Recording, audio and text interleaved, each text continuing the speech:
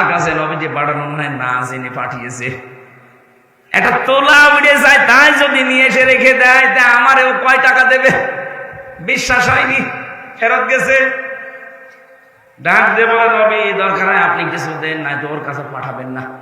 ঠিক আছে, তুমি আজকে শেষ মতো যাও। আজকে এসেছে, তাকিয়ে দেখছে উঠানের উপরে রোদে গুড় শুকাতে দিয়েছে, গুড় মিষ্টি জাতীয় জিনিস। পিপিলিকা নিয়ে যাচ্ছে, পিঁপড়ার মুখ থেকে ধরে ধরে খুলে নিয়ে আবার রাইগায় রেখে দিচ্ছে। লোকটা দৃশ্য দেখে বলছে, আল্লাহ না, আমি চাবো না, এর কাছে চাবো আমি অপমান হবো। নবীদের কাছে গিয়ে বলছে, হুজুর আপনি হয় কিছু দেন, নাই তো বলে দেন যে আমি পারবো না, আপনি ওই লোকের কাছে পাঠাবেন না। বিশ্ব নবী বলেন, আজকে শেষবারের মতো যাও। আজকে এসেছে। ওনার একটা উঠের চালান ছিল, বাইরের দেশ থেকে ব্যবসায়ী উঠের চালান প্রায় 100টা উঠ আসছিল। সাহস করে এবার নবীজের কথায় বিশ্বাস করে তিনি চাইলেন, বলে আল্লাহর নবী আমাকে পাঠিয়েছে, আপনি দয়া করে আমার কিছু দান করেন, আমি ক্ষুধার্ত।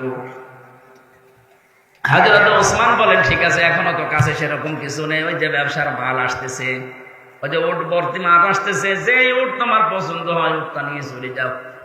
লোকটা বলছে, আল্লাহ এ কি আর কি করছে? ছেলেটা পিপিলিকার মুখ থেকে গুড় কেড়ে নিতে পারে, তুলা উড়ে গেলে তুলা আবার নিয়ে এসে রেখে দেয়। সন্ধ্যার আগে বাতি ধরালে বউকে গরম দেয়। আরে বলছে উট ভর্তি মাল আমার নিয়ে চলে যাও।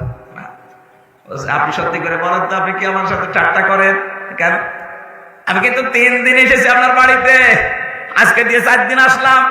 3 দিনের যে আচরণ দেখলাম আজকের সাথে মিলছে না। সত্যি করে বলেন আপনি কি করেন? হযরত ওসমান বলে, দেখো আল্লাহর বান্দা, প্রথম দিন এসে তুমি দেখেছি আমি গরম দিয়েছি স্ত্রীকে, এমনি না। আমি জানি পৃথিবীতে আল্লাহ পাক শুধু অপচয়কারীকে শয়তানের ভাই বলে দিয়েছে। ইন্নাল মুবাদ্দিরিনা কানু ইখওয়ানাশ শায়াতিন, দুনিয়ায় যারা অপচয় করে এরা কিন্তু শয়তানের ভাই। পৃথিবীর কোন অপরাধ করলে শয়তানের ভাই, এ কথা কোরআনে আমি পাইনি। এই একটা আয়াত সূরা বনী ইসরাঈলে আছে, যারা অপচয় করে ওরা আর মানুষ থাকে না, ওরা শয়তানের ভাই হয়ে যায়। মাগরিবের আগে আমার স্ত্রী লম্প বাবাতি ধরিয়েছে, কোন কারণে যে অপচয় করবে এটা তো আমি মেনে নিতে পারি না, এই কারণে তাকে গরম দিয়েছিলাম শিক্ষা দেওয়ার জন্য। দ্বিতীয় দিন যে তোলা উড়ে যাচ্ছিল, তোলা আসলে আমার ছিল না, আমার কাছে আমার বন্ধ রেখেছিল আমানত, নষ্ট হয়ে যাচ্ছিল, আমি শোকাতে দিয়েছিলাম। মানুষের আমানত আমার কাছে আছে, সেটা উড়ে চলে যাবে, আর আমি আমানত বসে বসে খেয়ানত করবো না, এই শিক্ষা আমি পাইনি। আজ বাংলাদেশের মানুষ যারা দায়িত্বে ছিল, 1628 জন মানুষ দায়িত্বে ছিল, এই মানুষগুলো যদি হযরত ওসমানের মতো এইভাবে অ্যাক্টিভ ভাবে কাজ করতো, আল্লাহর কসমে দেশ থেকে কিয়ামতের আগে তারা ক্ষমতা থেকে ছিল না। আপনি আমানতের দায়িত্ব পেয়ে সব খেয়ানত করে বসে আছেন। ভূমির দায়িত্ব দেওয়া হয়েছিল, জমি জায়গার যে মন্ত্রী, ভূমি মন্ত্রী, তাও প্রতিমন্ত্রী, সেই লোকটার নাকি 620টা বাড়ি। কয়টা লাগে বাড়ি আপনার? বলেন কয়টা লাগে বাড়ি? 64 জেলাতে 64টা হলে তো হয় 620টা বাড়ি বানিয়েছেন আপনি।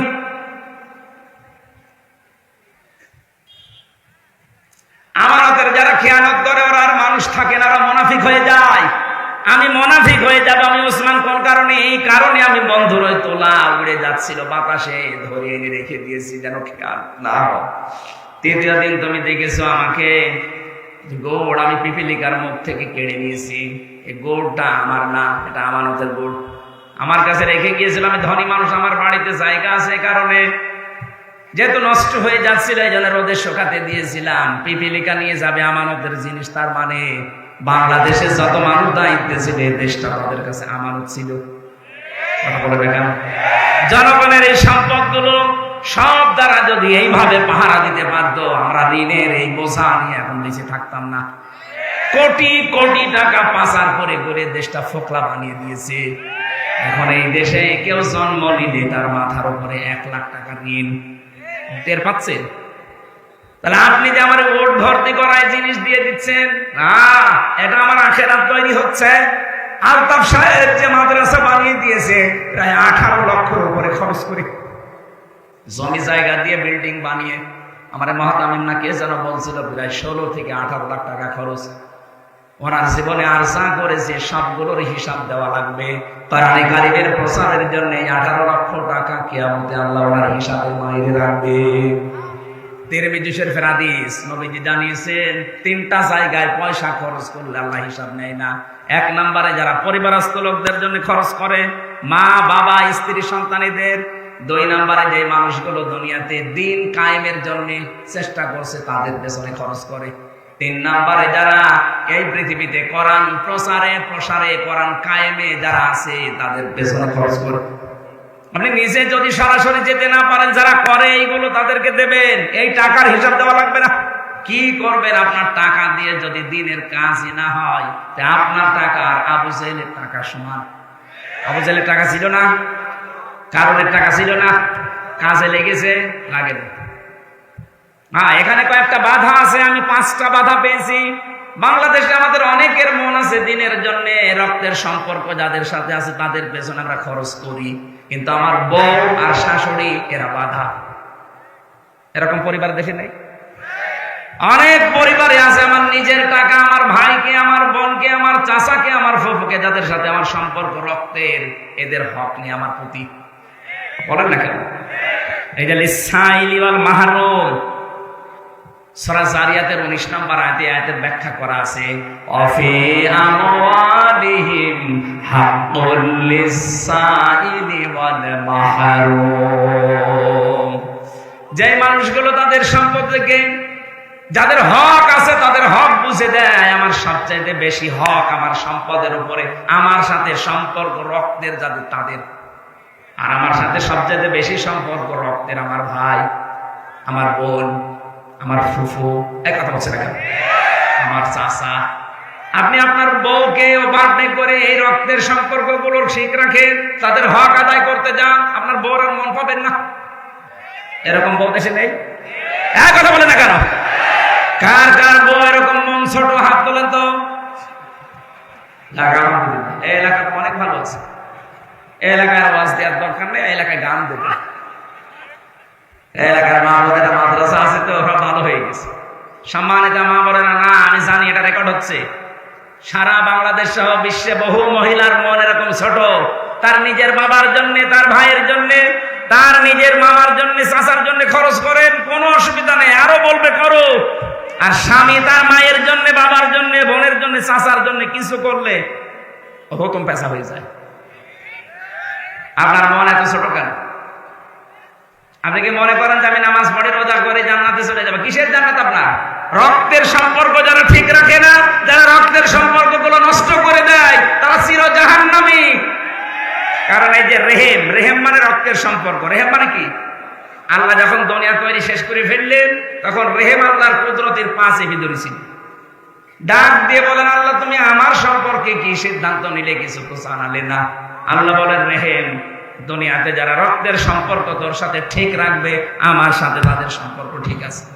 আর তোর সাথে যার সম্পর্ক ঠিক নেই, আমি বলি যে ওটা আমার বান্দা না, ওর দায়িত্বই আমার নেই, ওর সাথে আমি কাট। বলেন তো আপনার কারণে শুধু, এটা শুধু স্ত্রীর কারণে হয়? এ কথা বলছে না কেন? হাজারো স্বামী চায় যে আমার মা বাবা আমার সাথে থাক, কিন্তু স্ত্রী চায় না। কোরআনের আয়াতের ভেতরে আমি তাফসিরে ইবনে কাসিরে লক্ষ লক্ষ ব্যাখ্যা পেয়েছি।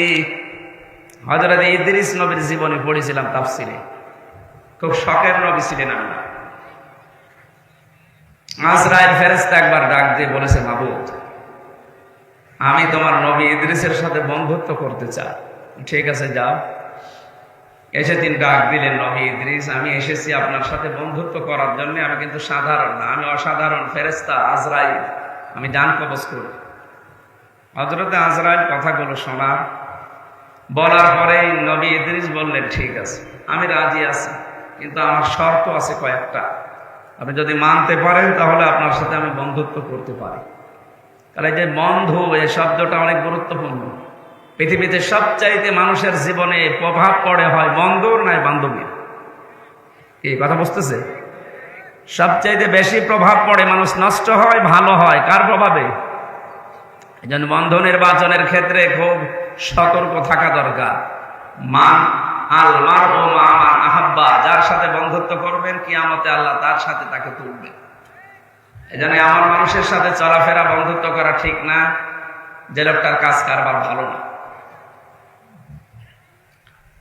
হযরতে আজরাইল আলাইহিস সালাম বললেন, ঠিক আছে বলেন আপনার শর্ত কি? নবী ইদ্রিস বলেছেন, এক নম্বরে আমি জানি আপনি মানুষের জান কবজ করেন। আমি আল্লাহর বক্তব্য জানি যে পৃথিবীর সব মিথ্যা হলেও মরণের যন্ত্রণা মিথ্যা না। আপনি আমাকে এখন মেরে ফেলেন, জান কবজের যে কষ্ট এটা আমি একটু দেখতে চাই, আমার শখ এইটা। এটা কি? আমি বললাম না ক্লাস চলছে, 1 2 ছেলে মেয়েরা যেভাবে জবাব দেয় এভাবে জবাব দেয়। এটা আমার শখ। কি? আমি শখ করে মরতে চাই, যে কেমন লাগে আমি দেখি। ঠিক আছে। 2 নাম্বার শর্ত আমার, জাহান্নামে মানুষকে আল্লাহ নাকি কষ্ট দেয়, এটা আমি শুনেছি। কিভাবে মানুষ জাহান্নামে কষ্ট পায়? লা ইয়ামুতু ফিহা ওয়া লা ইয়াহইয়া। ওখানে গেলে মানুষ মরবেও না, বাঁচবেও না। আপনি আমার একটু জাহান্নাম দেখাবেন, আবার বের করে দেবেন, একেবারে আমি থাকতে চাই না। 3 নাম্বার শর্ত আমার, আমি জান্নাত দেখতে চাই। জান্নাতে বিশাল নাজ নিয়ামত আল্লাহ সাজিয়ে রেখেছেন, তাজরি মিন তাহতিহাল আনহার, এর তলদেশ দিয়ে নদী আর নহর প্রবাহমান থাকবে। কিভাবে থাকবে আমি ওটা দেখবো। হযরতে আজরাইল আল্লাহকে বললেন, আল্লাহ গিয়েছিলাম তো নবী মনে করে ভালো জায়গায়, কিন্তু তো ভেজাল, মরি দেখতে চাই। আল্লাহ পাক বলেন, আজরাইল আমার বান্দা যখন আকাঙ্ক্ষা করেছে, তার শখ যখন ঠিক আছে, তারা 3টা শর্ত পূরণ করো। তিনি তাকে মেরে ফেললেন। মরণের যন্ত্রণা যে কেমন তিনি টের পেলেন, আবার জীবন দিয়ে দিলেন। ডাক দিয়ে বলে, ঠিক আছে, হ্যাঁ আমি পেয়েছি। তাফসীরের ভাষায় আমি দেখেছি হযরতে ইদ্রিস শখ করে মৃত্যুবরণ করেছিলেন। তার এই শখের মৃত্যুতে কেমন কষ্ট হয়েছিল জানো? জীবিত ছাগলকে জিন্দা অবস্থায় চামড়া ছিঁড়ে লবণ দিলে যেমন কষ্ট হয়, তাও তো শখ করে মারা গেছে, যে আমি দেখতে চাই কেমন লাগে। উনি শখের মৃত্যুতে যদি এই কষ্ট পায়, আমরা যারা মরতে চাই না আমাদের কোনো কষ্ট নেই। অজাত সাকারাতুল মাউত বিল হক যালিকা মা কুনতা মিনহু তাহিদ। সূরা কফের ভেতরে আল্লাহ জানিয়েছেন, পৃথিবীর সব মিথ্যা হতে পারে, মরণের যন্ত্রণা কিন্তু মিথ্যা না। এটা সত্য। কেউ রেহাই পায়নি এখান থেকে, মুহাম্মদ রাসূলুল্লাহ পর্যন্ত রেহাই পায়নি। হযরতে আজরাইল এসে শুধু তার বুকের উপরে হাতটা রেখেছিলেন। ডাক দিয়া বলেন, হে নবী, আপনি যদি থাকতে চান আমি আপনাকে রেখে যাব, যদি যেতে চান নিয়ে যাব। আমাকে আল্লাহ দায়িত্ব যেই দিন দিয়েছে, ওই দিন থেকে আজকের এই দিন পর্যন্ত পৃথিবীর কোন সৃষ্টির কাছে আমি অনুমতি নেইনি, আমার লাগেও না। যখন যেটা অর্ডার হয় শুধু নিয়ে চলে আসি। কিন্তু আজকে আমি এসেছি আপনার সাথে অনুমতি নেওয়ার জন্য, আপনি যেতে না চাইলে নিয়ে যাব না। নবীজি জিজ্ঞাসা করেন, আজরাইল কতদিন থাকা যাবে? যতদিন ইচ্ছা আপনার, তারপরে মরা লাগবে। তারপরে মরা লাগবে, এটাই ফাইনাল। কুল্লু নাফসিন যায়িকাতুল মাউত সুম্মা ইলাইনা তুরজাউন। প্রত্যেকের একদিন মরা লাগবে, সবাইকে আল্লাহর কাছে ফিরে যাওয়া লাগবে। নবীজি ডাক দিয়ে বলেন, আজরাইল মরা যখন লাগবে তখন আমি আর নশ্বর দুনিয়ায় থাকতে চাই না, নিয়ে চলো আমার বন্ধুর কাছে। আমি হাদিস পড়েছি নবীজির মৃত্যুর, এই হাদিসটা ইন্তেকালের হাদিস। সাহাবী বর্ণনা করেন, নবীজি নিজে জানিয়েছেন, সাহাবী দুনিয়ার মানুষকে জানাবা। আজরাইল কিন্তু শুধু আমার হাত বুকের উপরে দিয়েছিল। আমি বলেছিলাম, আজরাইল কি করো? উহুদ পাহাড় মনে হচ্ছে বুকের উপরে দিলে। ফেরেশতা বলে, হে রাসূল, আমি হাত দিয়েছি শুধুমাত্র, আমি জানি আল্লাহর পরে আপনার স্থান। দুনিয়াতে এত আসানের সাথে কারো জান আমি কবজ করেছি বলে আমার মনে হয় না। বিশ্বনবী বলেন, আজরাইল হাত সরাও, আমি আর সহ্য করতে পারি না। এটাই যদি তোমার হয় আসানি মৃত্যু, তাহলে তোমার আযাবের মৃত্যু কোনটা? বলে একটু শুরু করি তাহলে। নবীজি ওই দিন বলেছেন, আজরাইল যত কষ্ট দেওয়া যায় মৃত্যুর আমাকে দিয়ে দাও, আমার এতিম উম্মতকে তুমি এইভাবে কষ্ট দিও না। গোপন কথা, হযরতে আজরাইল ওই দিন তিনি বলে ফেলেছিলেন, হে রাসূল, আপনার উম্মতদেরকে আপনি শেষ কথাটা জানিয়ে যান। এই মানুষগুলো যদি 5 ওয়াক্ত ফরজ নামাজ আদায়ের পরে আয়াতুল কুরসির 10টা ক্ষমতার কথা আল্লাহ দিয়েছেন। কয়টা? 10টা ক্ষমতার কথা আল্লাহ এর ভেতরে দিয়েছেন। কোন উম্মত যদি আয়াতুল কুরসির ওই 10টা ক্ষমতার কথা বিশ্বাস করে ফরজ নামাজের পরে 5 বার পড়তে পারে, আল্লাহ তাকে জান কবজের জন্য আমারে পাঠালে এর চাইতে আসানে আমি জান কবজ করব। প্রশ্ন পেলাম কি? হযরতে আজরাইল আসবে, জানও কবজ করবে, কিন্তু আয়াতুল কুরসি যদি ফরজ নামাজের পরে কেউ একবার করে পড়ে, 5 ওয়াক্ত নামাজে 5 বার, আমরা যেভাবে পড়ছি এইভাবে না, এর ভেতরে 10টা ক্ষমতা কুদরতের কথা আছে। কয়টা? এগুলো আপনাকে আগে জানা লাগবে, বিশ্বাস করা লাগবে, এবং প্র্যাকটিক্যাল লাইফে দেখানো লাগবে যে হ্যাঁ আমি মানি। ঝড় আসলে আপনি উল্টিয়ে যাবেন, ওর নাম পড়া না। কথা বুঝতেছে না? আপনি বোঝেন, আন্দাজে চিন্তিয়েছে। আজরাইলের শর্ত ছিল কি? আপনার উম্মতদেরকে বলেন, তারা যদি আয়াতুল কুরসির ভেতরে আল্লাহর যে 10টা ক্ষমতার কথা আছে, আল্লাহ যে 10টা পাওয়ার শক্তি কুদরতের কথা আল্লাহ দিয়েছেন, এটা যারা 5 ওয়াক্ত ফরজ নামাজের পরে পড়বে, শুধু পড়বে না, বিশ্বাস করবে এবং তাদের জীবনে তারা দেখাবে, তাদের জান কবজ হবে। এমন অবস্থায় মনে হয় মায়ের স্তনে মুখ লাগিয়ে ঘুমিয়ে পড়েছে। তাহলে আমরা যদি আমলটা শুরু করতে পারি, অন্তত মরণের যন্ত্রণা থেকে আমরা রেহাই পেয়ে যাব। নাকি সমস্যা হয়ে দাঁড়িয়েছে যে 10টা বিষয়। আমার তো যতটুকু বাস্তবতা আমি দেখতেছি, দেশে 10টা না, একটা আমরা মানি না। তাহলে আয়াতুল কুরসি কিয়ামত পর্যন্ত পড়ি আপনি কি করবেন? আজরাইলের হাত থেকে যদি মরণের যন্ত্রণা থেকে বাঁচতে হয়, আয়াতুল কুরসি পড়া লাগবে ঠিক, কিন্তু ওই 10টা বিশ্বাস করি। প্রথম নাম্বারে, আল্লাহু লা ইলাহা ইল্লা হুয়াল হাইয়ুল কাইয়্যুম। আল্লাহ পাক এখানে তার প্রথম ক্ষমতার কথা দিয়েছেন, আল্লাহু লা ইলাহা। এই যে ইলাহ, পুরা কোরআন শরীফের ভেতরে একটা ভয়ঙ্কর শব্দ ইলাহ শব্দটা আমরা অনেকেই শুনেছি, কিন্তু বাস্তবে আমাদের অনেকের মেলে না। ইলাহ শব্দের 4টা অর্থ হয়। ইলার প্রথম অর্থ, ইলা মানে আইনদাতা। ইলা মানে, একটু আস্তে বলুন, আপনি নিরপেক্ষ দৃষ্টি দিয়ে বলেন তো, আপনি কি সত্যি আল্লাহর আইনের পক্ষের লোক? না। হয়তো নামাজ যেটা আল্লাহর আইন ওইটা আপনি পড়তে রাজি আছেন, রোজা আল্লাহর আইন আপনি পড়তে রাজি আছেন, আল্লাহর আইন দিয়ে যে চুরি করলে হাত কেটে দেওয়া যায়, মানুষ হত্যা করলে তাকে হত্যা করা লাগে, এটা শুনলে আপনার যেন কেমন লাগে? আপনি আল্লাহর আইনের পক্ষের লোক না। আমি কথা বোঝাতে পারি? এই যে আজকে আন্তর্জাতিক অপরাধ ট্রাইব্যুনালে 13 জনকে হাজির করেছিল, এরা গণহত্যার সাথে জড়িত। আপনি যদি এখন দেখেন মানুষ হত্যা করলে তাকে হত্যা করা লাগবে, এই আইনটা হামজা বানিয়েছে। আরো আসতে বলেন কে?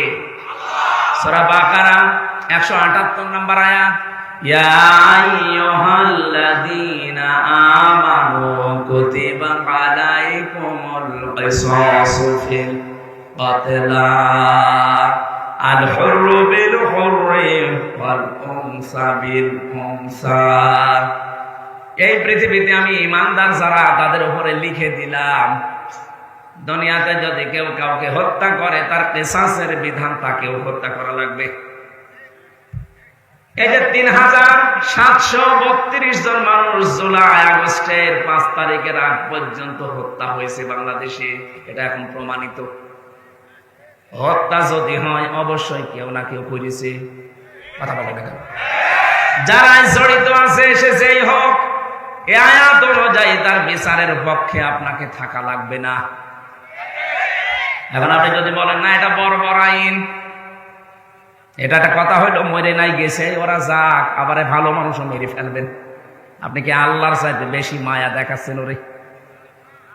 যিনি বানিয়েছে তার চাইতে আপনার মায়া বেশি? এ দুনিয়াকে শান্ত করার জন্য, পৃথিবীকে যদি ভারসাম্য পূর্ণ করতে চান, এই বিধানটা কায়েম করাই লাগবে, নাই তো বিনা কারণে মানুষ হত্যা আপনি বন্ধ করতে পারবেন না। আল্লাহ বুঝে শুনে আইন দিয়েছেন, জানে মানুষের দুর্বলতা কোথায়।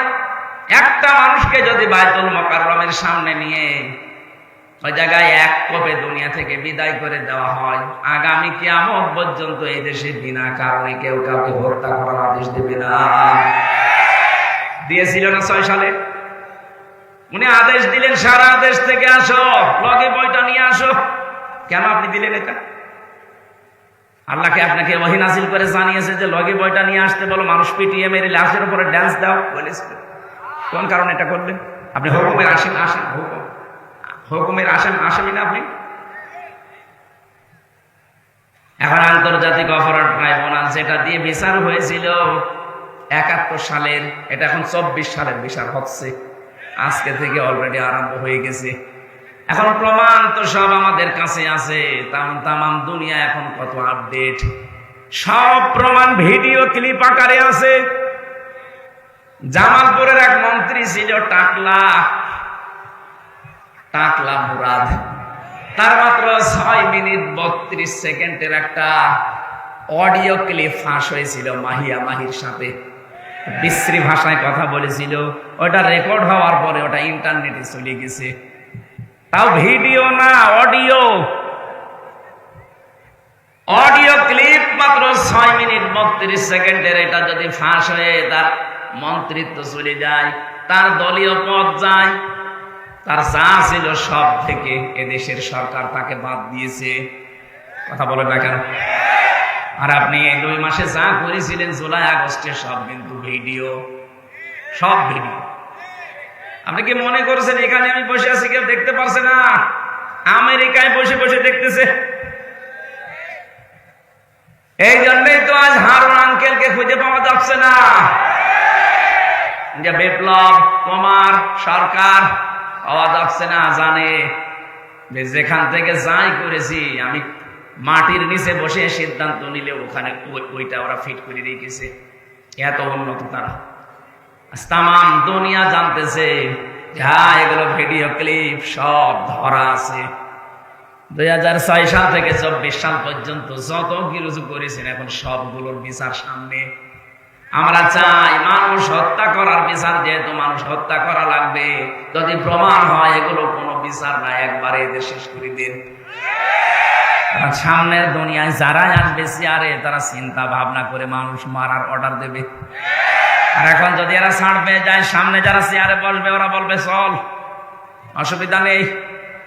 এই জন্য দুনিয়ার ভারসাম্য রক্ষা করার জন্য বিচার খুব দরকার।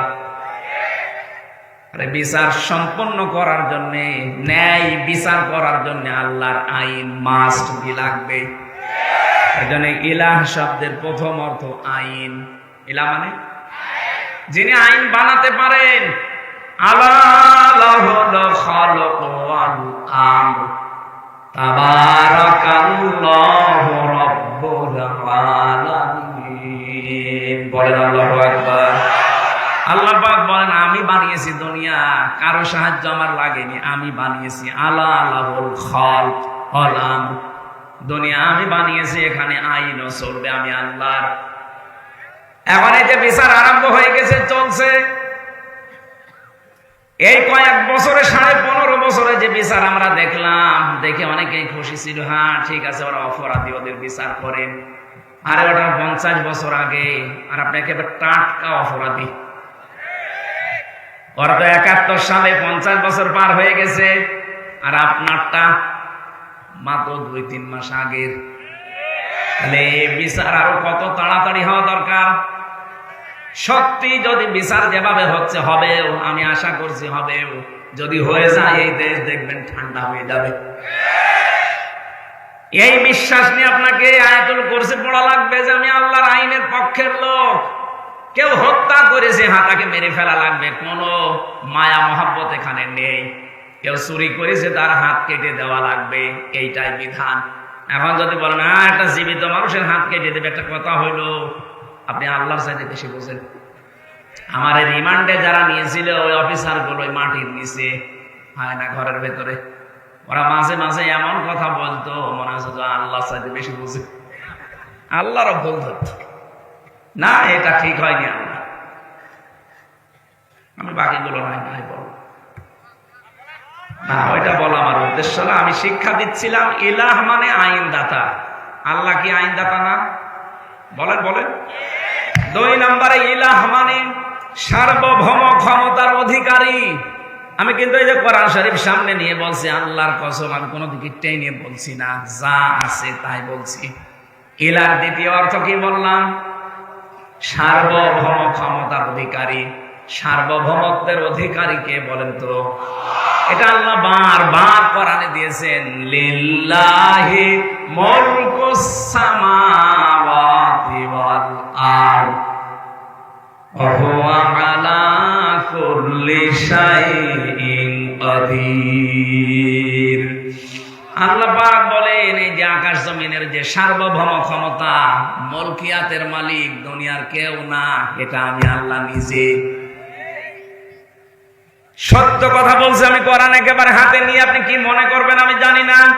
বাংলাদেশ জামাত ইসলামী তার নিবন্ধন হারিয়েছে শুধু এই কথাটা তাদের এই সংবিধানে লেখা থাকার কারণে। ওরা যদি বলতো না সার্বভৌম ক্ষমতার অধিকারী আল্লাহ না জনগণ, ওদের জীবনও নিবন্ধন কেড়ে নিতে পারতো না।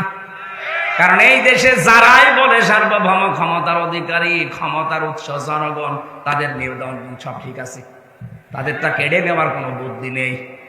কিন্তু যারা বলে না আমরা জনগণকে ক্ষমতার উৎস মানি না, ক্ষমতার উৎস একচ্ছত্র মালিকানা আল্লাহর, এই জন্য এটা বাদ দিয়ে দিয়েছিল। পরবর্তীতে এখন আবার ফেরত দিয়ে দিয়েছে। কারণ ৯৬% মুসলমান এখানে বাস করে, এখানে বেশি এড়ি তেড়ি করে টিকে থাকা যাবে না। যা করা লাগবে এদের মাথায় কাঁঠাল ভেঙে করা লাগবে। ইলা শব্দের বাকি 2টা অর্থ বললে আপনি মেনে নিতে পারবেন না, রাগ হচ্ছে না যে আমি আয়াতুল কুরসি পড়বো, সওয়াব হবে 1 করে 10টা, আর এ কি বলে? অথচ আয়াতুল কুরসির প্রথম শব্দ ইলাহ, আল্লাহু লা ইলাহা ইলানে কথা বলছে না কেন? ইলাহ শব্দের প্রথম অর্থ আইনদাতা। আল্লাহ ছাড়া কেউ আইন দিতে পারে না। আল্লাহর আইন বাদ দিয়ে অন্য আইন যারা মানে সে কাফির। এমনকি আল্লাহর আইন বাদ দিয়ে অন্য কোন আইন দিয়ে যদি কেউ বিচার করে সেও কাফির। এটা আমি বানালাম না, মানে অমাল্লাম ইয়াহকুম বিমা আনজালাল্লাহু ফাউলাইকা হুমুল কাফিরুন। যারা আমার নাযিলকৃত বিধান দিয়ে বিচার করে না, ফায়সালা দেয় না, আমি আল্লাহ বলছি ওরা কাফের, ওরা ফাসিক, ওরা জালিম। 53 বছর দেশটা স্বাধীন হয়েছে, আজ পর্যন্ত তো আল্লাহর বিধান দিয়ে বিচার দেশে হলো না। অথচ যারাই বিচারপতি দেখবেন অধিকাংশ গুলোই মুসলমান।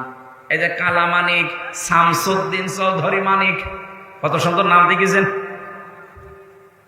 বিসি উঠে গেছে, এখন টের পাচ্ছে। আজকে আদালতে তুলেছিল, চোরের মতো যাচ্ছে না। আমি যে বিষয়টা বোঝানোর জন্য বারবার রিপিট করছি, এরপরও যদি ছাত্র যারা আছেন, ছাত্রী যারা আছেন না বোঝেন, আমি কিন্তু আবার ফের ওই শুরুতে চলে যাব। আপনি আয়াতুল কুরসি পড়ে জীবনে আজরাইলের হাত থেকে বেঁচে থাকতে চান, আজরাইল যেন কষ্ট না দেয়। মায়ের স্থানে মুখ লাগানো অবস্থায় মানুষ যেমন ঘুমিয়ে পড়ে, আপনি ওইভাবে ঘুমিয়ে পড়তে চান, তাহলে আয়াতুল কুরসির কয়টা ক্ষমতা বিশ্বাস করে আয়াতুল কুরসি পড়া লাগবে? আরো জোরে। যে 2টা বললাম, এই 2টাই আছে আপনার নেই। কি পড়ছেন আপনি আয়াতুল কুরসি?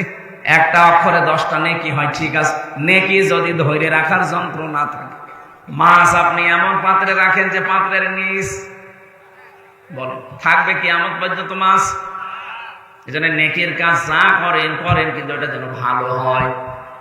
আল্লাযী খালাকাল মাউতা ওয়াল হায়াতা লিয়াবলুয়াকুম আইয়ুকুম আহসানু আমালা। আল্লাহ আকসারু আমালা দেয়, যে বেশি বেশি কাজ করো, আমি বেশি কাজ চাই না, আকসারু না, আহসান। আমি কাজটা চাই ভালো, কাজ অল্প হোক কিন্তু কাজ যেন ভালো হয়। এই যে যারা দাঁড়িয়ে আছেন, এই মানুষগুলো যদি ওই জায়গায় বসে পড়তেন, এই পরিবেশটা আরো সুন্দর দেখা যেত, কাজটা আরো ভালো হতো। কিছু মানুষের জন্য হয়তো অসুন্দর লাগছে, তারপর জায়গা আছে, হয়তো ওদের বসার জায়গায় উপরে কিছু নেই, এই জন্য বসতে চাচ্ছে না, দাঁড়িয়ে থাকে, কিন্তু অ্যাক্টিভ ভাবে শোনা লাগবে। আমি আজরাইলের কথা বলছিলাম, হযরতে আজরাইলের যে গোপন তথ্যটা তিনি ফাঁস করে দিলেন, উম্মতি মুহাম্মদীরা যদি আয়াতুল কুরসি এইভাবে পড়তে পারে, তাকে মরণের সময় কোনো কষ্ট দেওয়া হবে না। আমি সহজারা এসেছি, আজকে দিকে এভাবে পড়তে পারবো না। ক্ষমতার উৎস জনগণ, বলেন বলেন আপনি কোন কারণে আল্লাহু আকবার বলেন? আল্লাহু আকবার মানে আল্লাহ সবার উপরে। এ কথা আরবিতে বললে আপনার কাছে রাজনীতি মনে হয় না, এ কথা আরবি দিয়ে নামাজ পড়লে আপনার নামাজ হয়। অথচ এইটা আমরা সংবিধানে লিখতে চাই, অনেকে এখনো মতামত দিচ্ছে না। যারা মতামত দেয় না তারাও মুসলমান। হ্যাঁ মুসলমান, তারা বলছেন না এদেশে হিন্দু নেই, খ্রিস্টান নেই, বৌদ্ধ নেই, তাদের উপরে একটা অবিচার হয়ে যাবে। আরে শয়তান, এদেশে ৯৬% মুসলমান। কত? মাত্র 4% আছে অন্যান্য জাতির লোকেরা। ৯৬% মানুষ যেখানে আল্লাহ একজন আছে, আল্লাহ সবকিছুর উপরে ক্ষমতাবান, এটা বিশ্বাস করে না, করে না, সেখানে আপনার দুর্বিসন্ধি হবে, মানে বৈষম্য হবে। কোন কারণে? ওই মানুষগুলোর ভেতরে আল্লাহ একজন আছে, বিশ্বাস আছে, কিন্তু প্রকাশ করতে পারে না। আপনি হিন্দুকে একবার ঘরের ভেতরে নিয়ে আচ্ছা করে পিটাবেন আর বলবেন সত্যি করে বল, তোকে বাঁচাতে কে পারে? ও জীবনেও হরি, দুর্গা, হবলের নাম বলবে না, ও বলবে আল্লাহ একজন আছে। আমি নিজে পরীক্ষিত, যখন বরিশালে পড়তাম চরমনাই, ওই সময় মাঝে মাঝে নৌকায় যেতাম, তখন ব্রিজ ছিল না। নৌকায় ওঠার পরে দেখি ঝড় উঠেছে। আমরা যারা মুসলমান বলছি লা ইলাহা ইল্লাল্লাহ, হিন্দু দাদা আর দাদি দুইজনেই বলছে লা ইলাহা ইল্লাল্লাহ। কি গো, চেহারা দেখে মনে হচ্ছে অন্য ধর্মের। কালেমা পড়েন মানে মুসলমান হয়েছেন? বলছে না, কালেমা পড়েন। আমারে বলছে যে ঝড় উঠেছে, এ ঝড়ে কালী দুর্গার কাজ না, এ আল্লাহ লাগবে। ওরাও জানে দুনিয়াতে কঠিন বিপদে পড়লে মানুষ হিসাবে আমরা যে মানবীয় গুণাগুণ নিয়ে বড় হচ্ছি, আমাদের ভেতরে একটা দুর্বলতা আছে, অস্থিরতা আছে। আজকের তেলাওয়াত কিন্তু আয়াতের ৩ আয়াত আগে আছে, ইন্নাল ইনসানা খুলিকা হালুআ ইযা মাসসাহুশ শাররু জাযুআ ওয়া ইযা মাসসাহুল খায়রু মানুআ।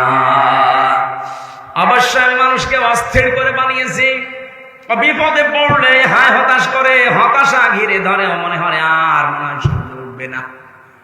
কোনো কিছু যদি পাই, আমার নিয়ামত কল্যাণ কিছু পেলেই তখন কৃপণ হয়ে যায়। এগুলো মানুষের স্বভাব। এই জন্য কঠিন বিপদে পড়লে হিন্দু বলেন, খ্রিস্টান বলেন, বৌদ্ধ বলেন, সবাই মনে হয় উপরওয়ালা একজন আছে। জেল থেকে বের হওয়ার আগে এবং জেল থেকে বের হওয়ার পরে 3টা বছর বাদ দিলে আমি বহু দেশে আমার এই ছোট্ট জীবনে গিয়েছি। কতগুলো দেশ আমি ভ্রমণ করে দেখেছি। খ্রিস্টানদের সাথে, ইহুদিদের সাথে, বৌদ্ধদের সাথে আমি মিশে দেখেছি।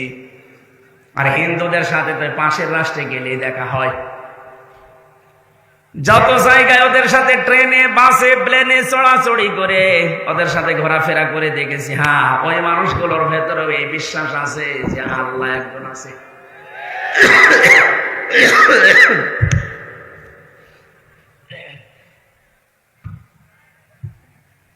হয়তো সরাসরি আল্লাহ এটা বলে না, কিন্তু উপরওয়ালা বলে। কি বলে? উপরওয়ালা বলে ডাকে। কয়েকদিন আগে আমি ইংল্যান্ডে ছিলাম, কি সিঙ্গাপুরে গিয়েছিলাম, ওখানে খ্রিস্টান বেশি।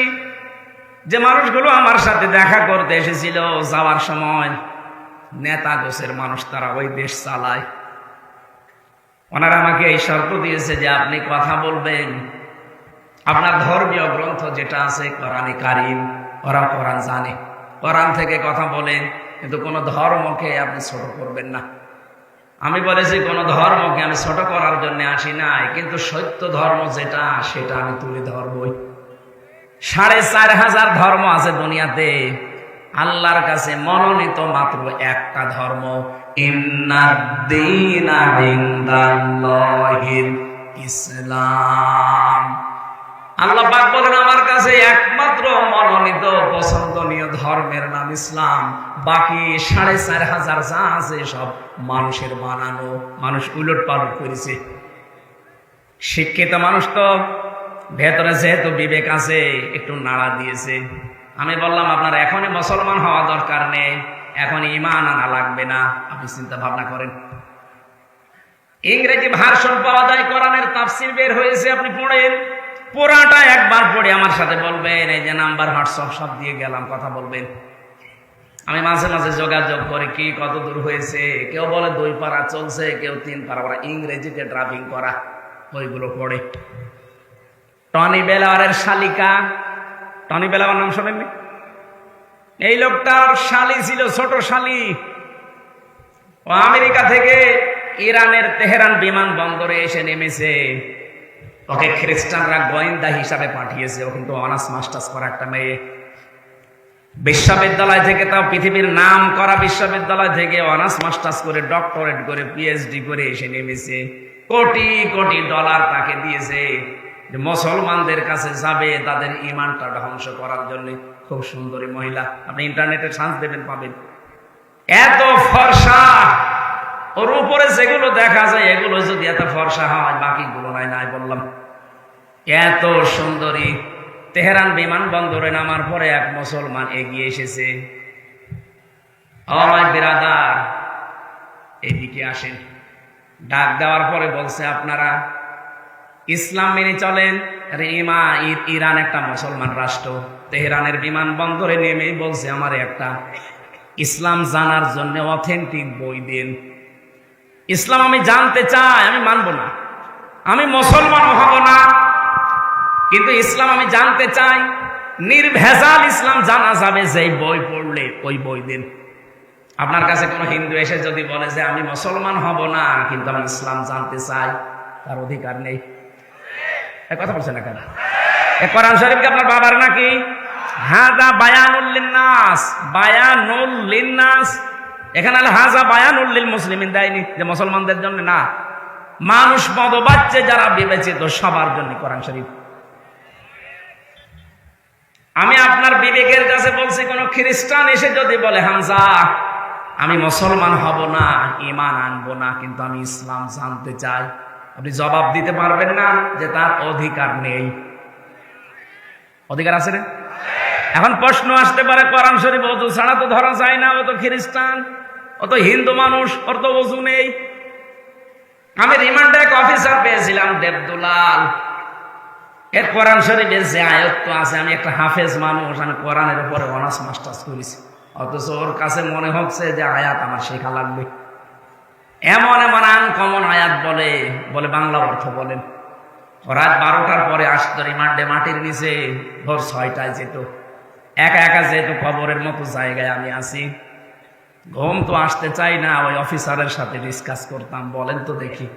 আমি প্রথমে মনে করতাম কি গো, এই যে এখানে নাম লেখা থাকে দেবদুলাল, দেখেই বুঝলাম যে নাম যা, এ মনে হয় ফুল হাতা, হাফ হাতা না, ফুল হাতা না। আমি বললাম দাদা আপনি শিখেছেন কোন জায়গা থেকে? বলছে আমি অনার্স মাস্টার্স করা মানুষ। আমি ওই সময় থেকে একটা কিউরিসিটি জেগেছে আমার ভেতরে, একটা অনুভূতি যে আমি মুসলমানদের এই কোরআন শরীফ পড়বো। আমি কিন্তু এখনো মুসলমান হইনি, কিন্তু পুরাটা আমার পড়া আছে। অনেক ওরা তাগামরের আয়াতগুলো আমাকে শোনাতেন। হ্যাঁ, তেলাওয়াত শুদ্ধ আছে, তেলাওয়াত বেশ সুন্দর, গ্রামাটিক্যাল কায়দা দিয়ে পড়ে, বাংলা অর্থ তো ওর আন্দাজে জানাই আছে, ইংরেজিতে ভার্সন দিত। দেখেন তো এই মানুষগুলো অন্য ধর্মের মানুষ হওয়ার পরে কোরআনে কারিম কত আয়ত্ত করতে পেরেছে, আর এখানে যে হাফেজা মেয়েদের বাবা বসে আছে। আমার মনে হয় এখানে আলেম বাদ দিয়ে বাকি যারা পাবলিক এদেরও কোরআনের প্রতি এরকম দখল নেই। মুসলমান আমরা লরেন বোধ এই মহিলা মুসলমানকে বলছে আপনি কোরআন শরীফ আমাকে দেন, নাকি বলেন নির্ভেজাল ইসলাম আমি জানতে চাই। আপনাকে এমন একটা বই দেবেন যে বই পড়ে আমি নির্ভেজাল ইসলাম জানতে পারি। এখন যদি আপনি ফাজাইলে আমাল তুলে দেন হবে? ওর মধ্যে কত দুর্বল হাদিস আছে, আর অত বলেছে আমি নির্ভেজাল ইসলাম জানতে চাই। পৃথিবীর কোন বই নির্ভেজাল না, একটা বই আছে নির্ভেজাল, কোনো ভেজাল নেই।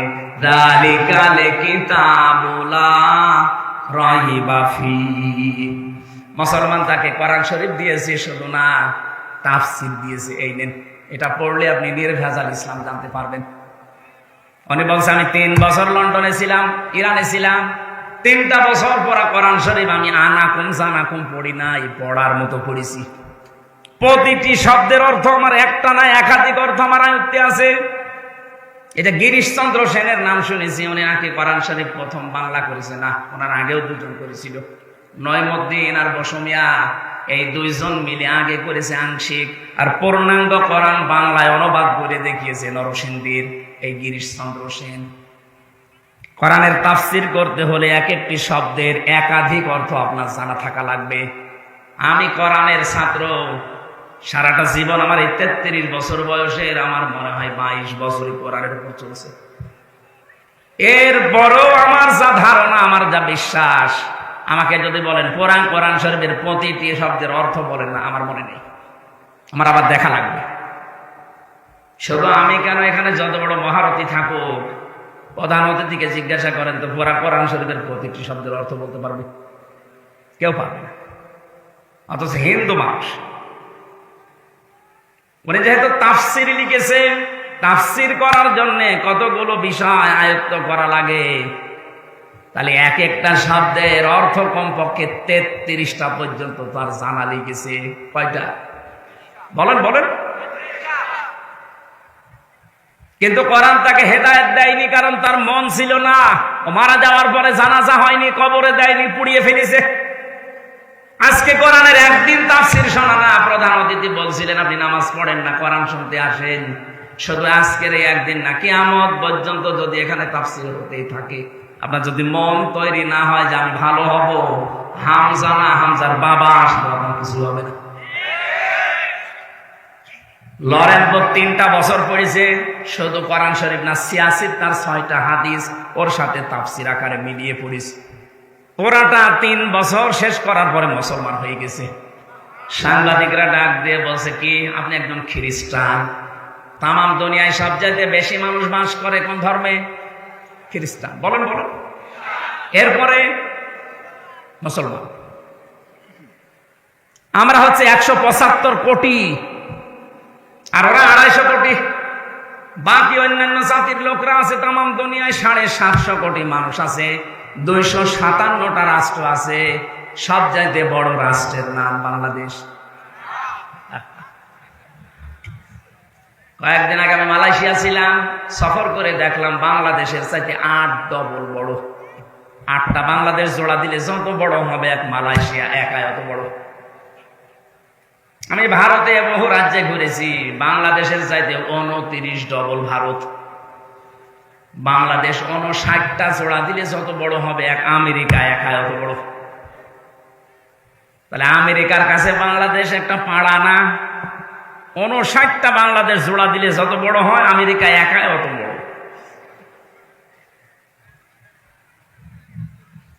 মাঝে মাঝে মানচিত্রের দিকে তাকিয়ে দেখবেন বাংলাদেশ এই 257টা রাষ্ট্রের ভেতরে মনে হয় কলমের একটা মাথার মতো, তাও বোঝা যায় না। এই বাংলাদেশে এতটুকু জায়গা, এর ভেতরে আমার আসতে তাই হাত লেগে যাচ্ছে। কোথায় কুষ্টিয়া আর কোথায় দিনাজপুরের সেতাবগঞ্জ। প্রায় 11-12 ঘন্টা সময় লাগে আসতে। অথচ আমেরিকা এত বড়, এত বড়। বাংলাদেশের এই তুলনায় বললাম 59 ডবল। এই দেশে 64টা জেলা আছে, তার ভেতরে দিনাজপুর মাত্র একটা জেলা। একটা জেলা না? এখানে আমার হয় 13টা না কয়টা থানা আছে, তার ভেতরে সেতাবগঞ্জ একটা থানা। এ থানায় কতগুলো গ্রাম আছে, সেই গ্রামের ভেতরে এই ধনতলা না কি যেন দেখলাম, দমতলা, যাই হোক এটা উল্টা পাল্টা নাম তো। একটা গ্রাম, গ্রামে কত জায়গা দেখছেন না, কত শত শত বিঘা জমি পড়ে আছে, তার ভেতরে এইটা একটা জায়গা। এই জায়গায় কত হাজার হাজার মানুষ, তার ভেতরে আপনি একজন। আপনি বলেন তো বাংলাদেশের তুলনায় আপনি কি? কিছুই না।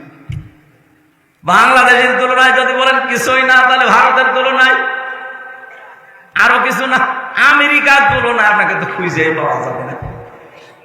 এখন প্রশ্ন আসতে পারে, আল্লাহকে আমার দিকেও দৃষ্টি দিয়েছে? হ্যাঁ। বিশাল সমুদ্রের নিচে যে পাথর আছে, পাথরের উপরে কালো পিপিলিকা হেঁটে যায়, ওই পিপিলিকার পায়ের আওয়াজ পর্যন্ত আল্লাহ আরশে বসে শুনতে পায়। এই আমার আল্লাহ। লরেন বোধের কথা বলছিলাম এই জন্যে, মেয়েটা পড়ার পরে মুসলমান হয়ে সাংবাদিকরা বলছে আপনি খ্রিস্টান, বেশি মানুষ খ্রিস্টান ধর্মে, আপনি খ্রিস্টান থাকতে পারতেন, আর একটু ভালো খ্রিস্টান হবেন, আপনারা মুসলমান হয়ে গেলেন মানে। লরেন বুথ বলেছে, দেখো আমি এসেছিলাম ভোগ ধরার জন্য, কোরআন আমি আনাকুম জানাকুম তানাকুম পড়ি নাই, পড়েছি একেবারে বুঝে বুঝে 3 বছর সময় লাগিয়ে পুরাটা আমি শেষ করেছি কয়েকবার। আমি 51 জায়গায় লাল দাগ দিয়েছিলাম যে ভুল পাওয়া গেছে। মুসলমানরা বলে লা রাইবা ফি, কোনো ভুল নেই, আমি তো পেয়েছি 53 জায়গায় ভুল পেয়েছি। কি করলেন? বলে শেষ নাম্বার জায়গায় যে দেখি যে আয়াতে ভুল ধরি, তার আগের আয়াতে পরের আয়াতে ওই জবাব আল্লাহ আগে দিয়ে দিয়েছে।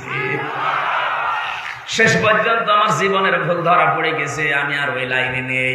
আমার বাপ দাদার ধর্ম ত্যাগ করে আমি কিন্তু যেমন তেমন মানুষের আত্মীয় না। লরেন বুথ টনি বেলাওয়ারের শালিকা, আমেরিকার সাবেক প্রেসিডেন্ট। আমি যে কথাটা বোঝানোর জন্য পর্যন্ত এসেছিলাম, এই মহিলাটা কোরআনে কারিমের কাছে আসার কারণে, বোঝার কারণে এই মানুষটাকে আল্লাহ কোথায় পৌঁছিয়ে দিয়েছেন আজকে। আজ যদি আমরা আয়াতুল কুরসিটা ঠিক এইভাবে 10টা ক্ষমতা বিশ্বাস করে পড়তে পারতাম, আজরাইল যে কথা গোপন ভাবে নবীজিকে জানিয়েছিলেন, আল্লাহর কসম আমাদের মরণের সময় আযাব হতো না। এদের মরণের যন্ত্রণা আমি টের পেলাম শক করে। আপনারা কি ঘুমাচ্ছেন? হযরতে আজরাইল ডাক দিয়ে বলেছেন, ঠিক আছে চলেন আপনাকে আমি জাহান্নাম দেখাবো। জাহান্নামের বিভিন্ন জিনিস দেখানোর পরে বলছে, আমারে বের করেন, আমি আর থাকতে চাই না। ঠিক আছে চলেন। জান্নাত দেখতে চাই। জান্নাতে প্রবেশ করার পরে বলছে, কি দেখা হয়েছে? বলে হ্যাঁ দেখলাম। চলেন এবার। হযরতে ইদ্রিস নবী বলে, আজরাইল আমি কিন্তু আল্লাহর ভাষা জানি, খালিদিনা ফিহা লা ইয়াবগুনা আনহা হিওয়ালা। কোন মানুষ যদি জান্নাতে একবার যেতে পারে, আল্লাহ কোনদিন তাকে বের করে দেবে না, আর লোকটা বের হতেও চাইবে না। ও ভাই আজরাইল, আমি তো চলেই এসেছি যে কোনো কায়দায়। আল্লাহ তো বলেছে যে বের করে দেবে না, তুমি ঝামেলা করো কেন? চলে যাও। হযরতে আজরাইল বলেছে, রব্বুল আলামিন তোমার নবী ইদ্রিস বড় চালাক। আল্লাহ পাক বলেন, ফিরে আসো আজরাইল, আমার নবী ইদ্রিসের কপালে আমি এইটাই লিখেছিলাম। আমি কথাটা বোঝানোর জন্য হাদিসটা নিয়ে এসেছি যে জান্নাতে কোন মানুষ যদি একবার প্রবেশ করতে পারে, আল্লাহ পাক তাকে বের করে দেয় না, সে বের হতেও চায় না। এটা যে নবীজির ভাষায় জান্নাতের বাগান, আপনি বিশ্বাস করেন তো? কথা বলেন না কেন? তার মানে এখানে আমরা যারা এসেছি, এই প্যান্ডেলে যারা আছি, আমরা সবাই নবীর ভাষা অনুযায়ী জান্নাতি। বলেন আল্লাহ আমাদেরকে বের করে দেবে না, আর আমরা বের হতে। এখন দেখেন কোনটা চলে যাচ্ছে। যেইটা যাবে বুঝবেন ওর জান্নাত ভালো লাগছে না। অন্তত আল্লাহ ধরর করে এ পর্যন্ত যখন বসিয়েছেন, তাফসীরুল কোরআন মাহফিল আপনি লিখে দিয়েছেন, তেলাওয়াতকৃত আয়াত থেকে আমরা তাফসীর আকারে কথা বলতে চাই। আমা তাওফীকি ইল্লা বিল্লাহ। সুবহানাল্লাহ। না